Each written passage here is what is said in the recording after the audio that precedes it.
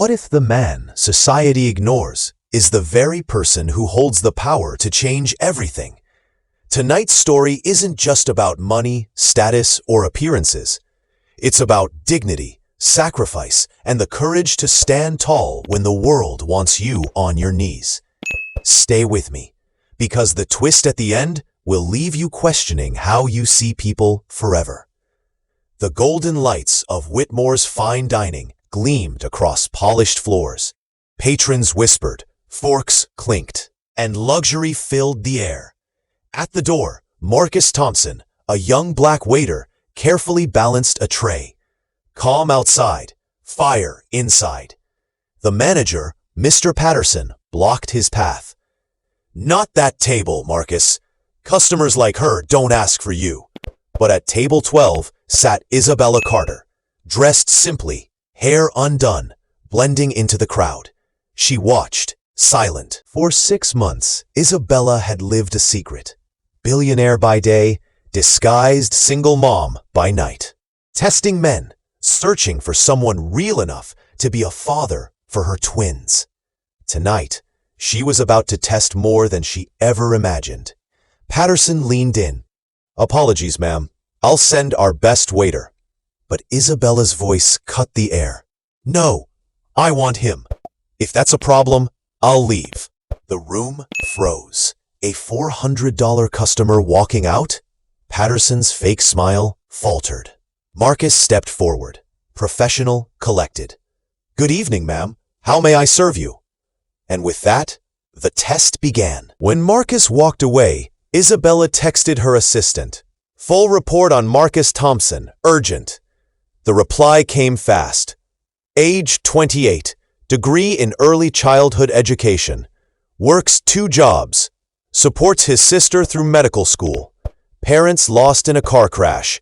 No debts, no scandals. Isabella's chest tightened.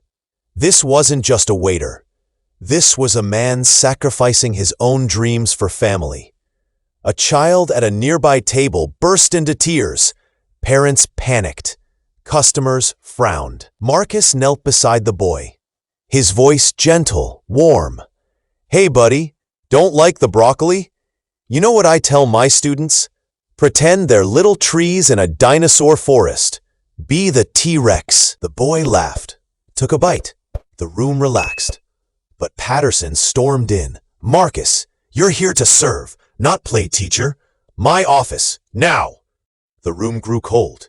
Isabella's eyes narrowed. Isabella quietly followed. Patterson's voice was sharp, cruel. You've been late, sloppy. Maybe this isn't the job for you. Marcus, steady but firm.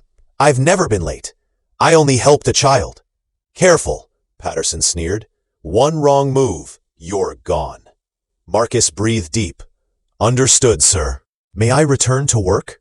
He returned, hands trembling, not from fear, from restrained anger. Isabella whispered, Are you okay? Marcus looked at her directly. May I ask, why did you choose me? She hesitated. Because you were the only one who greeted me when I walked in. Everyone else looked past me. Marcus nodded slowly. A feeling I know all too well. For the next 2 hours, Isabella watched him endure insult after insult. A sommelier dismissing his suggestion.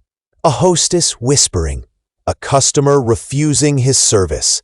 Every time, Marcus stayed calm, professional, unbreakable. And Isabella realized maybe she was the one being tested. Then came the breaking point. A drunk customer knocked over his wine glass. Clean this up, boy. Faster next time. Marcus bent down, wiped the floor, nodded. No reaction, but Isabella caught it. The moment he leaned against the wall, breathing hard to hold it together. That single breath hit her harder than any words could. This man carried storms inside, but chose dignity every time. Finally, Marcus approached her table with the bill. Isabella leaned forward. Why do you think I asked for you? Marcus smiled, the first real smile of the night.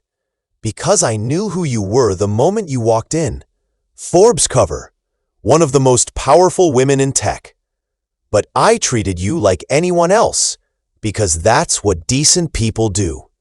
The real question is, why are you pretending? Isabella froze. The tester had become the tested. Before Patterson dragged him away, Marcus slipped a note on her table. If you care about real justice, call me tomorrow. Marcus. The next morning, Bethesda Fountain. Marcus sat on a bench with a laptop and a thick folder. 6 months, he began. I've been investigating Whitmore's, documenting discrimination, secret recordings, dozens of black employees fired for vague reasons, white staff protected. Patterson's just the puppet. The owner, Richard Whitmore, pulls the strings. Michelle, Isabella's investigator, flipped through the files. Her eyes widened. This is airtight. Marcus looked at Isabella. I didn't use you, but if you had ignored it all, I'd have proof that privilege doesn't care. Instead, you stood up. That's why I trusted you. Isabella's voice shook. I pretended to be poor to find someone real. Every man I met failed. But you guarded dignity, even when no one guarded you. Marcus's voice softened. Maybe you weren't just testing me. Maybe you were searching for something you lost. She blinked back tears. For once, money meant nothing. Truth meant everything. That evening, Isabella stood at a press conference. Cameras flashed. Beside her was Marcus, calm, strong, the man everyone had overlooked. Together, they exposed Whitmore's recordings, documents, testimonies. The city erupted. Patterson resigned. Whitmore faced lawsuits. But more than that, thousands finally saw the quiet injustice happening in plain sight. Sometimes, the richest people aren't those with money, but those with integrity. Isabella thought she was testing Marcus to see if he could be a father to her children. But Marcus tested her and reminded us all, true strength isn't about wealth or status. It's about how you treat others when no one is watching. In a world obsessed with appearances, dignity is the greatest currency.